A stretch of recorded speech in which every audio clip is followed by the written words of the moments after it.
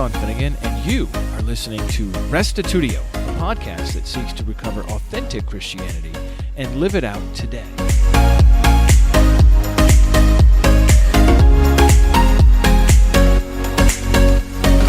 The Roman government persecuted Christians for the first 3 centuries. In this episode, you'll learn about various persecutions that flared up during the reigns of Trajan, Marcus Aurelius, Decius, Valerian, and Diocletian.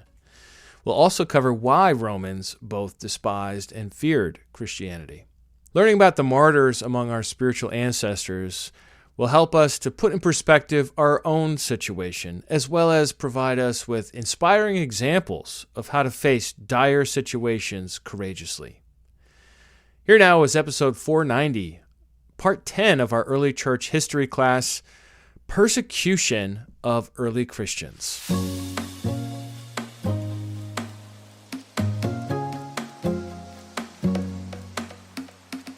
I want to begin with a disclaimer. In order to do this subject justice, I need to describe some actions that are highly inappropriate for children to hear. So if children are listening, I recommend you listen to this later. And to be honest, some of these things are traumatizing to adults too. But I think it's worthwhile because these are people who are the heroes of our faith. And most of their names we've never heard of. And so I think it's good to know our own history, even if it does cause us to have some secondhand trauma of knowing what has gone before us, but also to fortify us. Should we find ourselves in a serious persecution situation in our lifetime, we will have a template, actually several templates to look at on how to behave.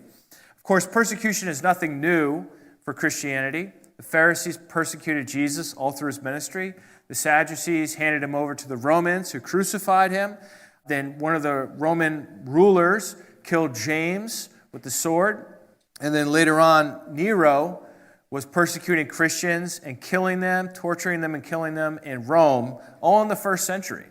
So persecution was sort of standard in the early church, the earliest early church. And then once we get to the period of church history after the New Testament time, we read about Pliny the Younger, who was a governor in Bithynia in Pontus, which is northern Turkey today. And he wrote to the Emperor Trajan asking certain questions. Trajan had been the emperor for a while, and Pliny is asking for advice. And this is just astounding that we have this. This is actual correspondence, primary sources between a governor and the emperor from the year 110 AD. You are of the opinion it would be proper to establish a company of firemen, this is what the emperor is saying, in Nicomedia, agreeably to what has been practiced in several other cities. But it is to be remembered that societies of this sort have greatly disturbed the peace of the province in general and of those cities in particular, whatever name we give them, and for whatever purposes they may be founded, they will not fail to form themselves into factious assemblies, however short their meetings may be. So Pliny the Younger is asking the emperor for permission to form a fire department. And the emperor says no. Absolutely not, because if you form a fire department, they're going to have this secret assembly, they're going to have these special meetings, and eventually they're going to cause you problems. So no fire department, buy tools, and then homeowners whose house is on fire can use those tools to put out their fires. That's what he says. Now, what were early Christians? We were people who were having factious assemblies. So we're the very sort of thing that the emperor was specifically forbidding. And so when Christians came across Pliny the Younger, the governor, he sent a letter back to Trajan telling him what he's doing with our ancestors in the faith. This is letter 97 from Pliny to Trajan. It is invariable, sir, to refer to you in all matters where I feel doubtful, having never been present at any trials concerning those who profess Christianity. I am unacquainted not only with the nature of their crimes or the measure of their punishment, but how far it is proper to enter into an examination concerning them. The method I have observed towards those who have been brought before me as Christians is this. I ask them whether they were Christians. If they admitted it, I repeated the question twice and threatened them with punishment. If they persisted, I ordered them to be at once punished, for I was persuaded, whatever the nature of their opinions might be, a contumacious and inflexible obstinacy certainly deserved correction. So, what the Christians are doing is being loyal to Christ. The governor sees that as obstinacy and a stubbornness. That's what contumacious means. It means stubborn. And so the governor is very much trying to get them to confess Caesar as Lord, and the Christians are saying, no, Jesus is Lord. And they're just not willing to give that ground or sacrifice to the idols. Pliny goes on. There were others also brought before me, possessed with the same infatuation, but being Roman citizens. I directed them to be sent to Rome. But this crime spreading, as is usually the case, while it was actually under prosecution, several instances of the same nature occurred, and anonymous information was laid before me containing a charge against several persons who, upon examination, denied they were Christians or had ever been so. They repeated after me an invocation to the gods and offered religious rites with wine and incense before your statue, which for that purpose I had ordered to be brought together with those of the gods, and even reviled the name of Christ, whereas there is no forcing, it is said, those who are really Christians into any of these compliances. I thought it proper, therefore, to discharge them. So what we have here is anonymous information comes to the governor saying these people are Christians. And of course, he goes and he arrests all these people. And he says, all right, are you Christians? And they say, no, we're not Christians. And he says, all right, well, sacrifice to this statue of the emperor.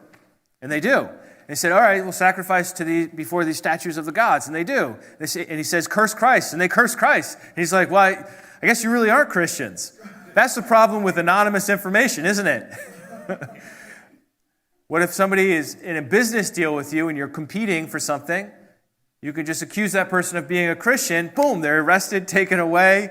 You get to win the bid. So this is not a good governing practice.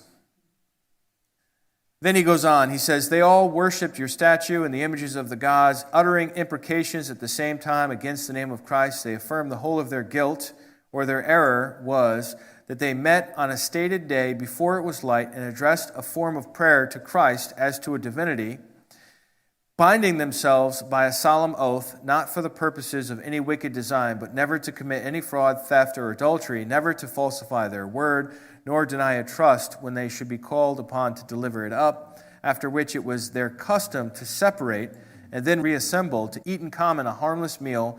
From this custom, however, they desisted after the publication of my edict, by which, according to your commandments, I forbade the meeting of any assemblies. All right, so the plot thickens. He had arrested these people. They were accused of being Christians. They denied it. But then they said to him, we used to be Christians. And he asked them, well, what does that mean? And they say, well, what it means is that we wake up early and, let's see, where does it say this here? They addressed a form of prayer to Christ as to a divinity. Now, sometimes people point to this statement of Pliny the Younger and say, see, early Christians all believed Jesus was God. Look, from a Roman perspective, a Roman governor perspective, if you believe in a man who is immortal and lives in heaven, that just is a God. Writing a letter to the emperor, he's prayer to a divinity or singing hymns as if to a God. That's just describing what he believes they were doing.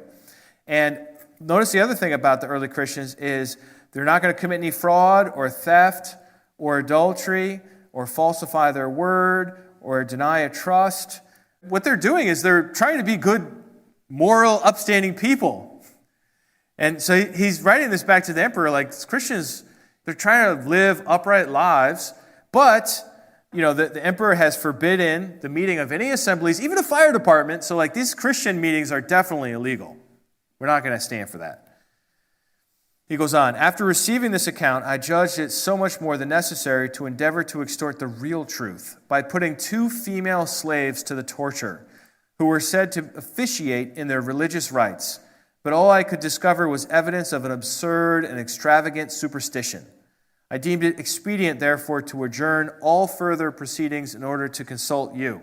So these are actually deaconesses, female servants of the church. that he puts to torture. Romans, I don't know where they got this idea, but they believed that unless they were torturing you, they couldn't trust you. We believe the exact opposite today. We believe that somebody under torture will always just tell you whatever you want to hear.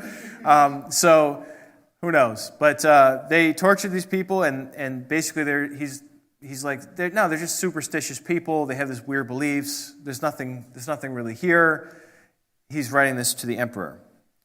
Then he goes on, he says, "For it appears to be a matter highly deserving your consideration, more especially as," and this is his real concern, "great numbers must be involved in the danger of these prosecutions, which have already extended and are still likely to extend to persons of all ranks and ages, even both sexes. In fact, the contagious superstition is not confined to the cities only, but has spread its infection among the neighboring villages and country. Nevertheless, it still seems possible to restrain its progress. The temples, at least, which were once almost deserted, begin now to be frequented, and the sacred rites, after a long intermission, are again revived, while there is a general demand for the victims, which till lately found few purchasers." So you see the governor's real motivation here is that the temples are empty. People are not sacrificing to the old gods. Why would the governor care about some religious rites in old marble temples? Because the gods will mess with you if you don't take care of them. That's the whole religious system of the Greco-Roman world. They're not gods to give devotion and love to, and they don't care how you live. But if you don't give them their animal sacrifices in the proper way at the proper time, by the proper priest, they are going to mess with you. And then, you know who's going to have a bad life? The person in charge, the governor, Pliny. So he's really worried that Christianity is spreading and taking people away from going to the temples and taking good care of the gods. So the emperor writes him back, letter 98, Trajan to Pliny. He says, "You have adopted the right course, my dearest Secundus. In investigating the charges against the Christians who were brought before you, it is not possible to lay down any general rule for all such cases. Do not go out of your way to look for them." This is good news for us. Do not go out of your way to look for them. If indeed they should be brought before you and the crime is proved, they must be punished, with the restriction, however, where the party denies he is a Christian and shall make it evident that he is not by invoking our gods, let him, notwithstanding any former suspicion, be pardoned upon his repentance. Anonymous informations ought not to be received in any sort of prosecution. That's enough of that. It is introducing a very dangerous precedent, and it is quite foreign to the spirit of our age. Notice how you probably thought, "Oh, I'm so sophisticated, I'm the Roman emperor, we have the spirit of our age. We're not going to allow anonymous accusations." Meanwhile, he's persecuting Christians, left and right, and he thinks he's so moderate. So that's sort of like the early Roman government versus Christian relationship. They're not going to seek us out and persecute us, but if somebody accuses us to them, they'll do their due diligence and they'll punish us. And it's vague what the punishment is. Is it a fine? Is it a whipping? Is it execution? Is it exile to a faraway island? These are all different kinds of punishments that would be up to the discretion of the local governor to decide. Now, why? Oh, why did they not like Christians? Why didn't they like us? Well, here are a few reasons. They lumped us in with Epicureans. Epicureans were known as atheists because they didn't worship the statues. And Epicureans had a bad reputation. You know what an Epicurean is? Somebody that pursues pleasure. The spirit of the age, to use that phrase again, the zeitgeist, was all for self-control and denying pleasure, asceticism. That was what was cool. Epicureans were not cool in the 2nd century, in the 3rd century in the Roman Empire. And of course, as Christians, we're getting lumped in with the ones that are not cool, the Epicureans. Marcus Aurelius made the point, this resolve to die, is what he's talking about. This resolve, too, must arise from a specific decision, not out of sheer opposition like the Christians. It's about the only thing the Emperor Marcus Aurelius said about Christians is that we're just sort of obstinate, stubborn people that are too eager to die for our beliefs. Another criticism of Christians is that we believed in miracles and that were falsely reported or tricks.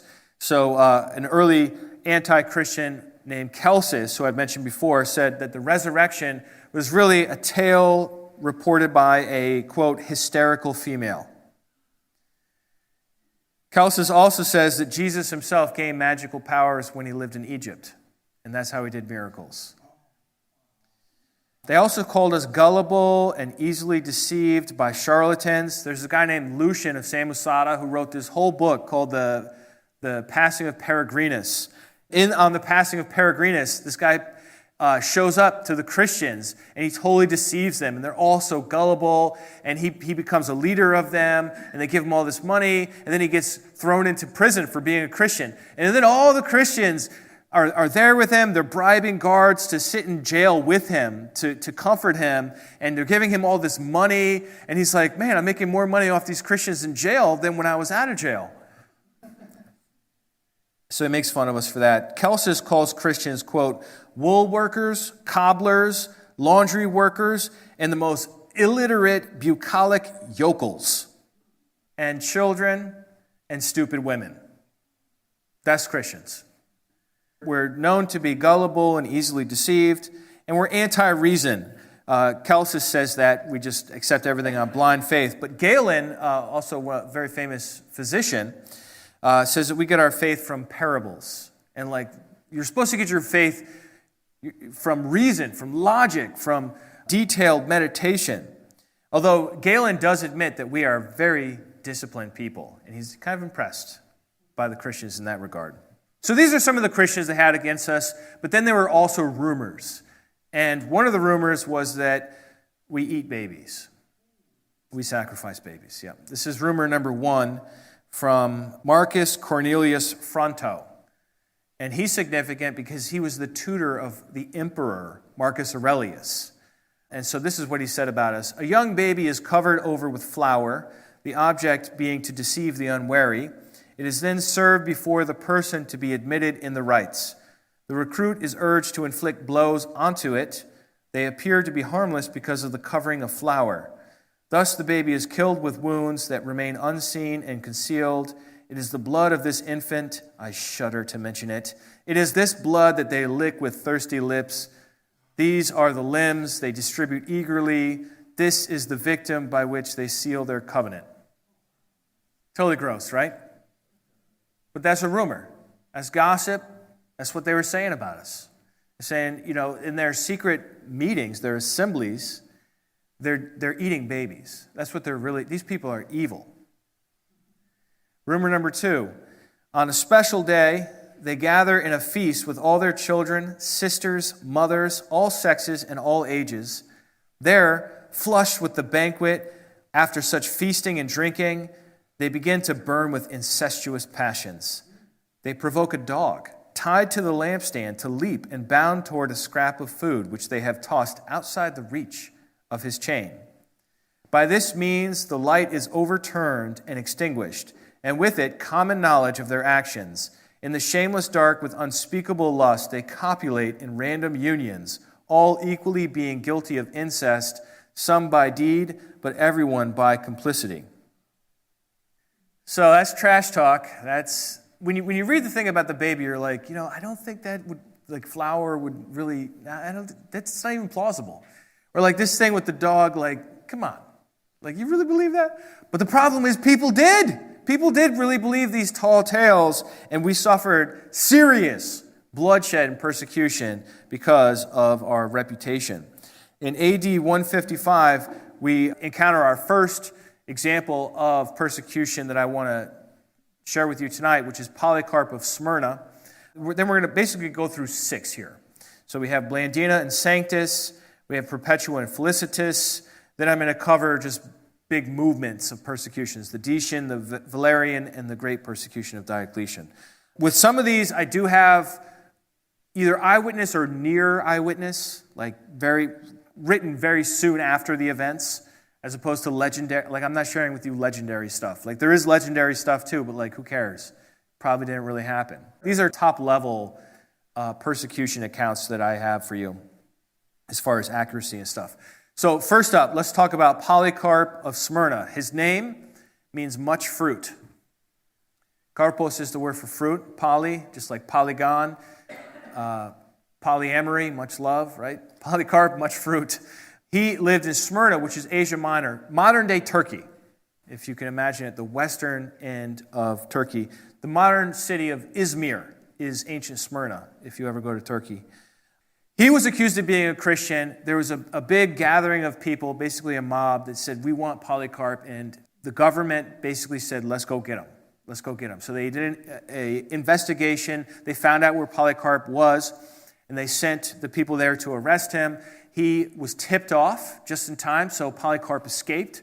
But when they got there, they tortured the people they found until they learned of his new location, and then they came to the new spot. And Polycarp realized every time he flees, people are going to get hurt. So he says, I'm going to stay. He answers the door. Says, who are you looking for? And they say, I'm looking for Polycarp. Say, I am Polycarp. Why don't you come on in? And he has them fed. He has the people there to arrest him fed. Well, he goes in the side room and he prays. And then when it's time, he goes peacefully with them, and he's in the chariot with this dignitary, and the guy's trying to convince Polycarp, dude, just like give up on this. This is bad. This is a bad situation. And Polycarp says, I'm not going to give up my faith. And he finally enters into the arena, which is surrounded by all these people who are cheering for his blood. And we read about this in the book, Martyrdom of Polycarp, probably written about the year 155. And we can read in chapter 9 there.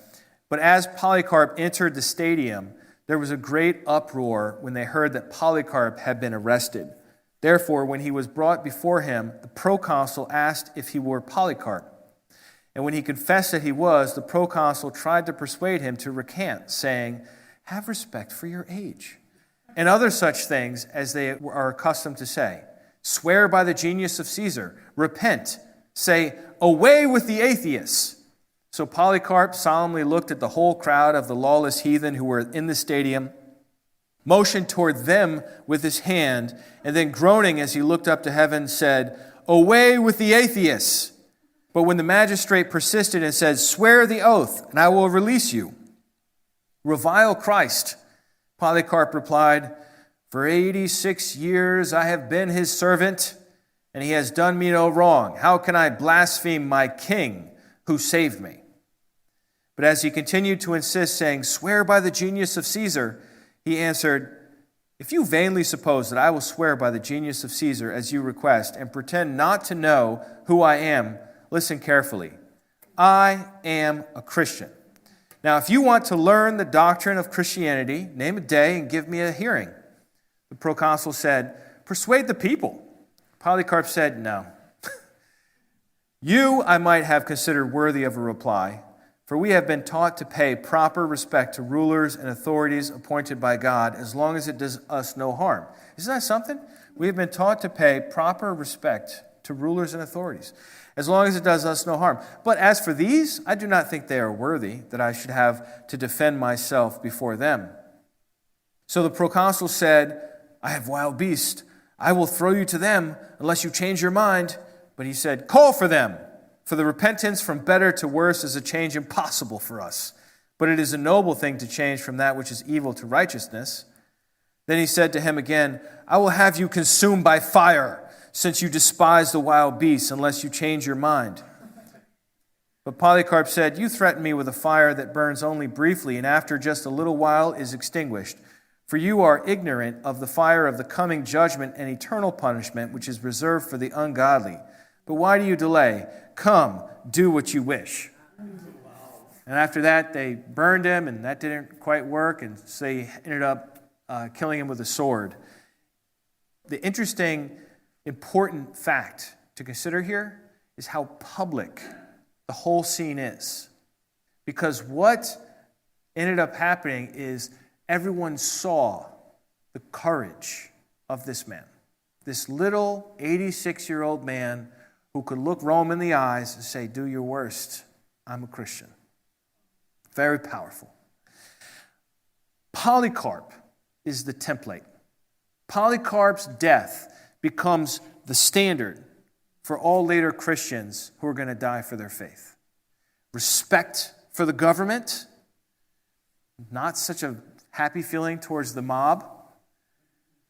Don't give up your faith. Confidence in the face of whatever they're going to throw at you. That's Polycarp. He shows us how to die as a Christian. If you find yourself in his position, now you know what to do. But it's not just him. Let's look at Blandina and Sanctus in Lyon, Gaul, modern-day France. Totally different side of the Mediterranean world, just 22 years later. They're suffering during the persecution of Marcus Aurelius. And there were two churches in Vienne and Lyon in Gaul. They had dozens of martyrs at this time, and the mobs attacked them because of rumors of incest and cannibalism. Those very rumors that I was just showing you, maybe not those exact versions of it, but rumors similar to those. They were brought to an amphitheater where the governor presided over them, and Blandina, I'm going to read to you about her first. This is from Eusebius' church history book. He records a previous document of somebody that was actually there and wrote this down. And I love Blandina too because she's a woman.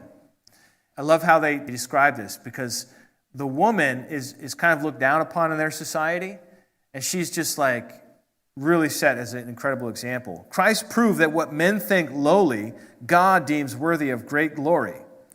When we were all afraid, Blandina was filled with such power that those who tortured her from morning to night grew exhausted. They had nothing left to do to her. They were astounded that she was still alive, since her whole body was smashed and lacerated, and they claimed that any one of the tortures was enough to end life, let alone a succession of them augmented. But the blessed woman, like a noble athlete, gained in strength while confessing the faith and found comfort for her sufferings by saying, I am a Christian, and nothing wicked happens among us. So notice two things. One, that she is considered a noble athlete. And this is sort of like a Eusebius thing too. Like he likes to call martyrs, those who courageously enter these like physically difficult situations and keep their faith, he calls them athletes, which I think is pretty interesting.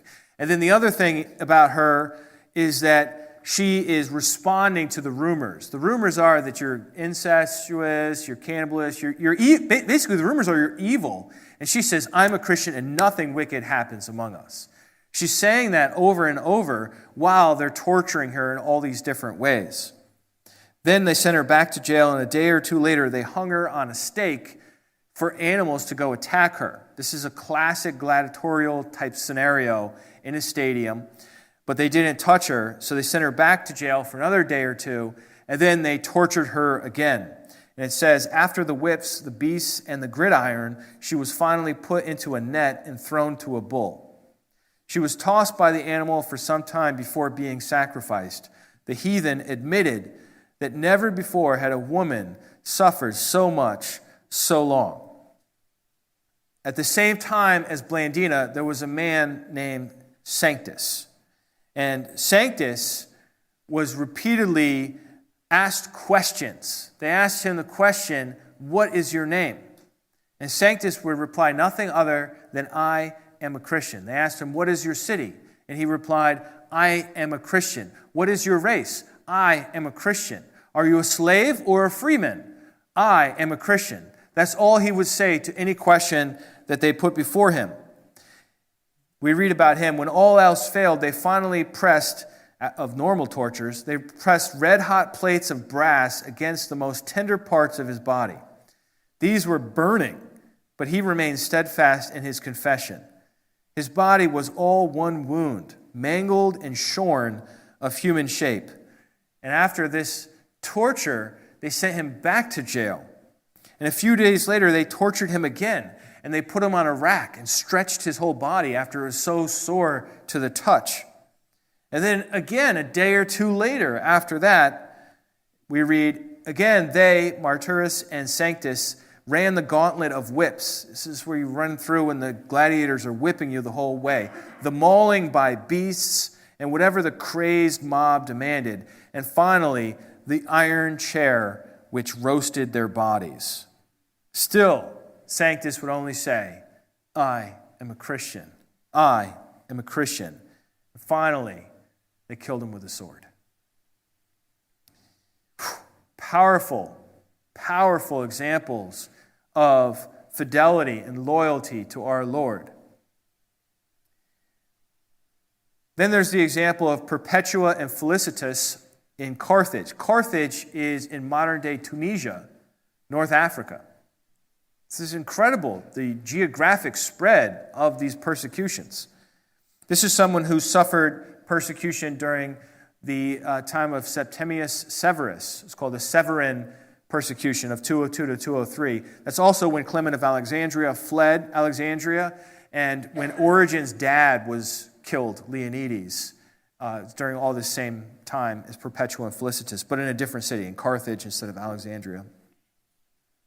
Vibia Perpetua was a noblewoman in Carthage, and she had just given birth, and she had an infant that was nursing, and she was 22 years old. She was accused of being a Christian, and her father begged her to just deny it and give up so that she would be set free and not have to be executed.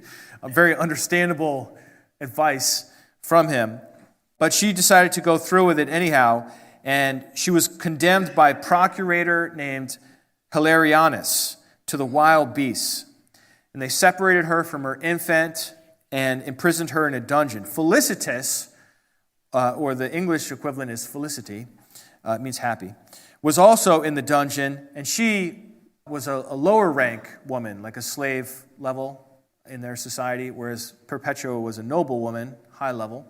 But they're in jail together, and Felicitas actually ends up giving birth in jail while she's waiting. And she's excited that she's able to give birth before the appointed day of the execution so that she can go and die for Christ. It's just like incredible, this stuff. So she gives birth, and they both enter into the amphitheater from the jail, and the procurator comes out, and they say to the procurator, "You judge us, but God will judge you." And the people explode with anger. What insolence, how could you talk this way? And they demand that they be whipped by the gladiators. So this is recorded for us actually, they have their own book called Perpetua and Felicitas. This is chapter 6, verses 3 and 4. It's in the Ante-Nicene Fathers collection. Moreover, for the young women, the devil prepared a very fierce cow, provided especially for that purpose, contrary to custom, rivaling their sex also in that of the beasts. And so, stripped and clothed with nets, they were led forth. The populace shuddered as they saw one young woman of delicate frame and another with breasts still dropping from her recent childbirth. So being recalled, they are unbound. Perpetua is first led in. She was tossed and fell on her loins, and when she saw her tunic torn from her side, she drew it over her as a veil for her middle, rather mindful of her modesty than her suffering. Then she was called for again and bound up her disheveled hair, for it was not becoming for a martyr to suffer with disheveled hair, lest she should appear to be mourning in her glory.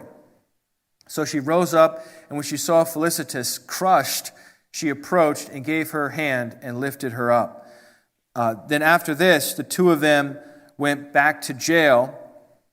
These things go on for days. So other people are coming out and doing things and then going back. If you get killed, obviously you don't go back to jail. You get buried somewhere, right? But for them, they didn't get killed, so they went back to jail. And then they were condemned to execution by the sword eventually. I'm skipping a lot because I'm trying to cover a lot of material, survey this whole period. But you can read all the detail yourself if you want.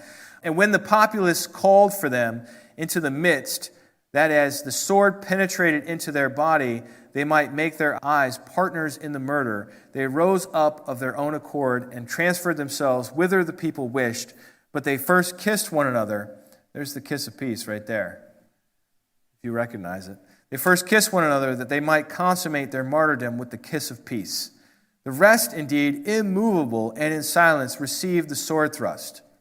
But Perpetua, that she might taste some pain, being pierced between the ribs, cried out loudly, and she herself placed the wavering right hand of the youthful gladiator to her throat.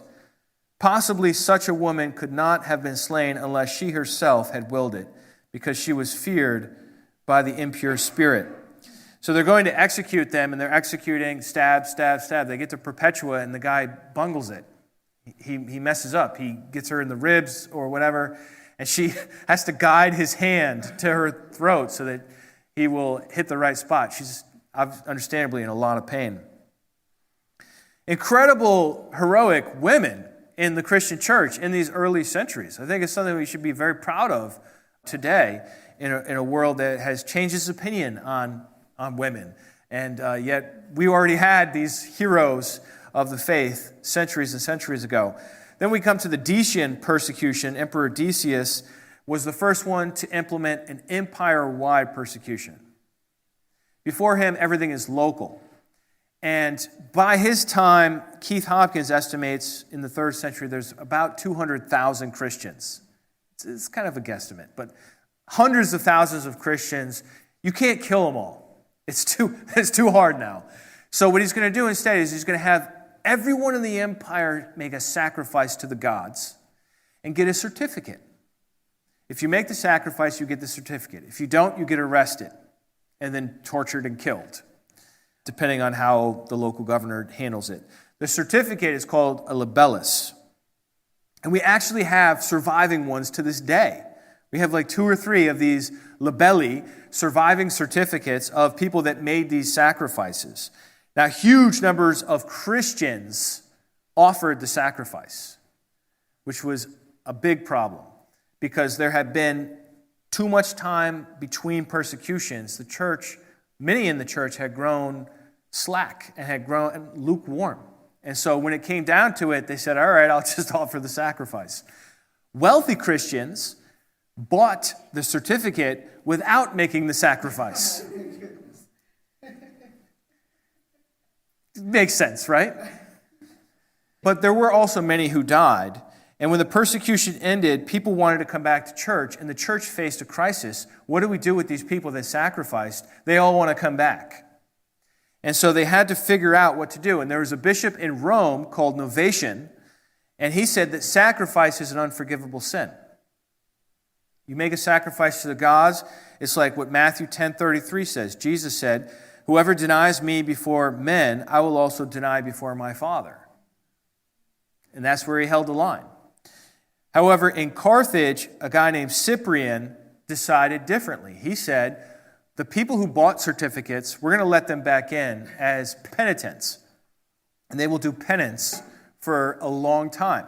So they'll have to leave the church every time the communion is given. They're going to have to leave with the new people. But eventually they will be readmitted as full members into the church after so much time passed. He doesn't specify exactly how long. But if you have offered a sacrifice, he says, you can be a penitent. You can attend the church for half the service, but you can never come back. But on your deathbed, we will forgive the sacrifice. That's what he decides to do. And that's considered by some too strict and by others too liberal. We're going to come back to this whole controversy because it happens again and again in other places as well. Then we get to the persecution of Valerian, Emperor Valerian. I don't have much to say about this. There were military defeats. The Roman Empire wasn't doing well. This is between 257 and 260. The Christians were a vulnerable population. You could persecute them and take all their stuff and be able to refill the treasury of the empire. So he thought the Christians were disloyal. He saw an opportunity to seize property. And so he ordered all the bishops, presbyters, and deacons to make sacrifices. And if they wouldn't, they would suffer exile. Suffer exile means he gets to get your house. He gets to get your church. He gets to get your stuff. Christians were forbidden to assemble during this time. And this is when they captured the bishop Cyprian of Carthage. And we have a whole account of what that conversation was like in the interrogation and his execution by beheading. Valerian then decided to execute all the leadership and remove any senators and equestrians. These are people in his own government who identified as Christians. But he instead went off to war against the Persians and lost. And the Persian king, a guy named Shapur I, ended up capturing the emperor himself. And we have like multiple accounts of what this Persian or Sasanian emperor did to the Roman emperor. One account has him using him as a footstool to get on his horse. So he gets him on his hands and knees. It says, Emperor of Rome, I want to get on my horse. Get on your hands and knees. And he would climb on him to get to his horse. Another story has him make Valerian drink molten gold. And that's how he died. Another one has him flayed and have his skin stuffed with straw and mounted as a trophy in his temple.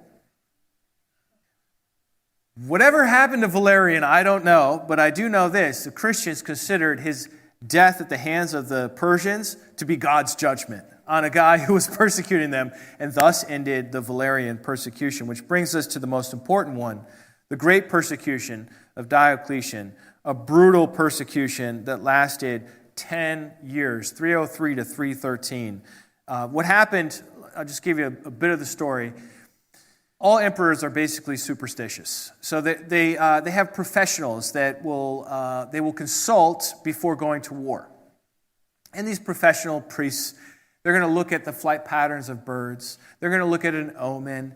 And one of the things they do is they're going to cut open an animal, kill the animal first, and then cut open the animal and examine the entrails of the animal for divine guidance.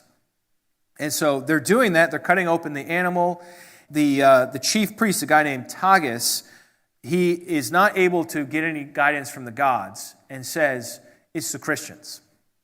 This is why this isn't working. It's the Christians. You have Christians around here, and they're stopping this from working. Because the Christians are known to have spiritual power, to have exorcists, to have engagement with spiritual forces.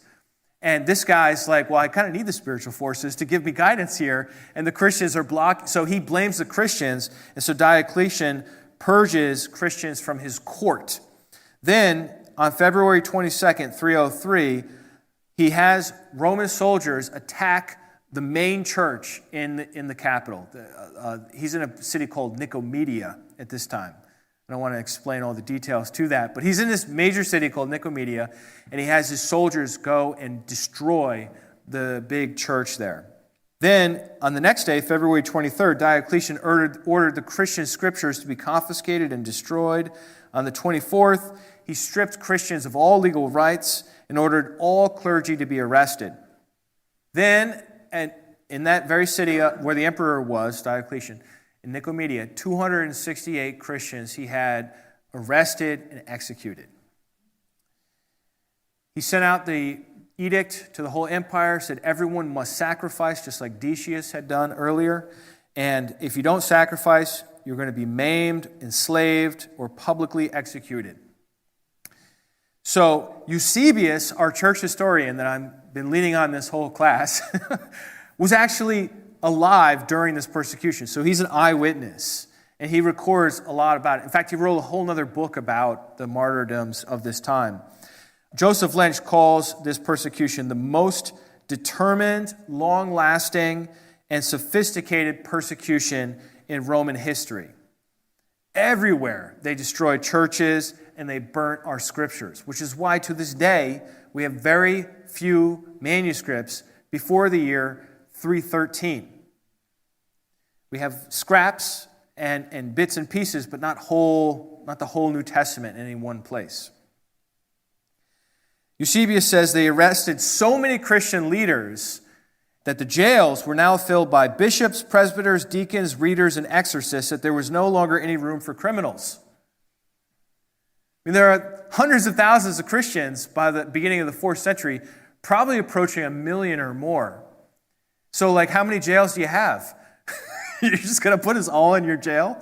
And they go after the leader. You notice they go after the leaders. They want the bishop, they want the presbyter, the deacon, the exorcist, the readers.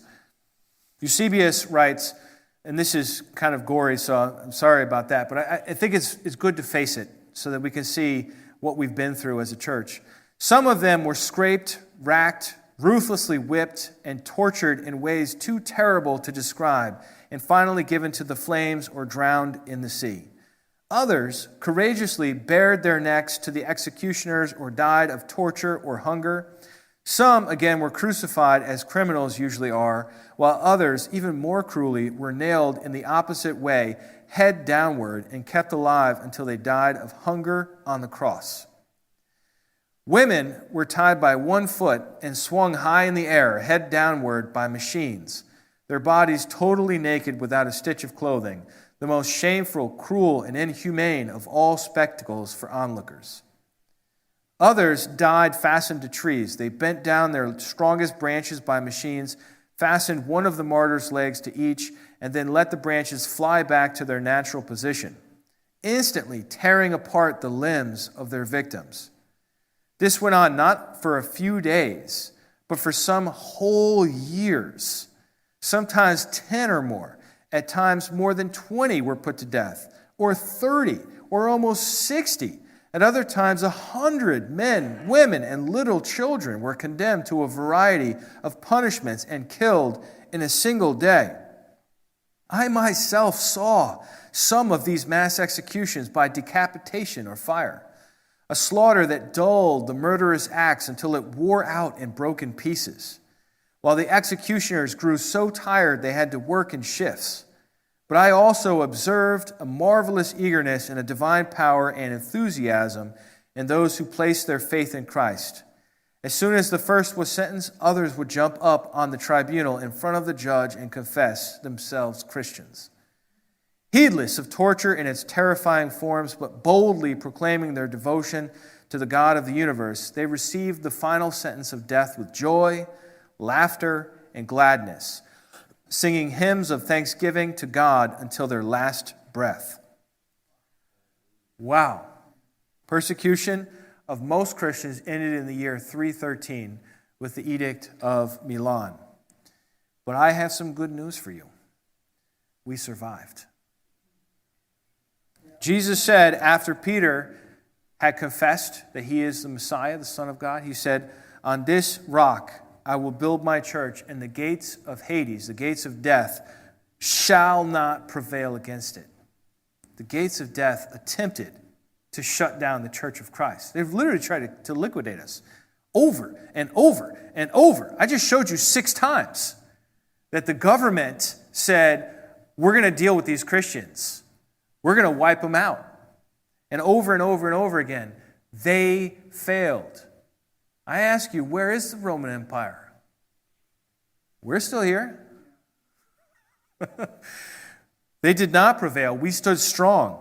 Many of us died. They threw everything they had at us, but we're still here. Tertullian once said, "The blood of the martyrs is the seed."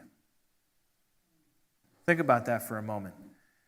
When you see somebody die for their faith, you might not say to yourself, well, I don't want to join their religion. But you say to yourself, whatever it is, it's serious. Whatever it is, it's worth, to that person, is worth dying for. You see what I mean? And if we die singing, like Paul was in prison singing, Paul the Apostle, that makes an impression.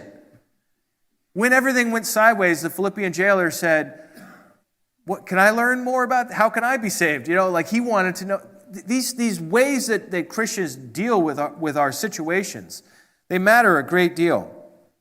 We went from hundreds of thousands in the 3rd century to millions in the 4th century.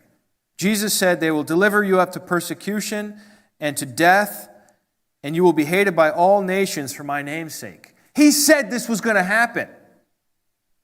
But the one who endures to the end will be saved. So let's review. Jesus faced persecution throughout his ministry and ultimately suffered execution on a Roman cross. In the 1st century, persecution came from Jewish leaders who considered Jesus to be a false Messiah.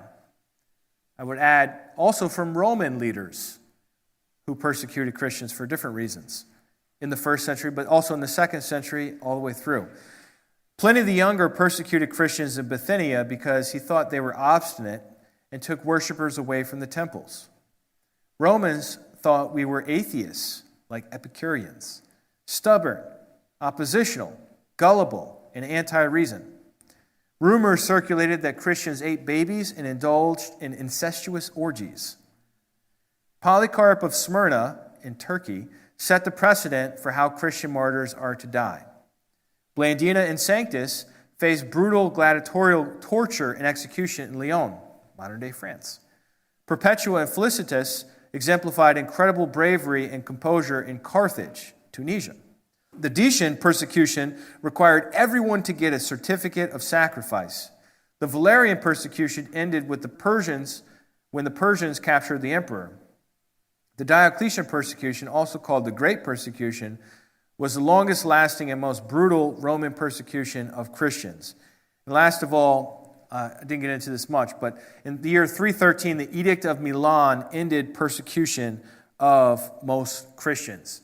And we're going to look at that, the Constantinian shift, and what the Emperor Constantine did in our next session, when the emperor issued this formal decree to end persecution of Christianity, as we continue in our journey through early church history. Well, that brings this episode to an end. What did you think? Come on over to restitutio.org and find episode 490, Persecution of Early Christians, and leave your feedback there. We'd love to hear what you have to say about that. I also wanted to let you know that there was a pretty exciting debate that just happened a few days ago on the question, is Jesus Yahweh? And that was between Dustin Smith and Will Barlow on the Unitarian side versus Samuel Nassan and Kyle Essery on the Trinitarian side. And this video, within one day, had over 1,000 views. So I think it's doing pretty well. I just looked at it. It looks like it's over 2,000 views now. And it's definitely worth your consideration if you haven't already watched it. Really, both sides did a decent job, but this is an important theological question. Is Jesus Yahweh? And we are going to be getting into 4th and 5th century controversies. As it turns out, it's not couched in this kind of language of names, Jesus and Yahweh.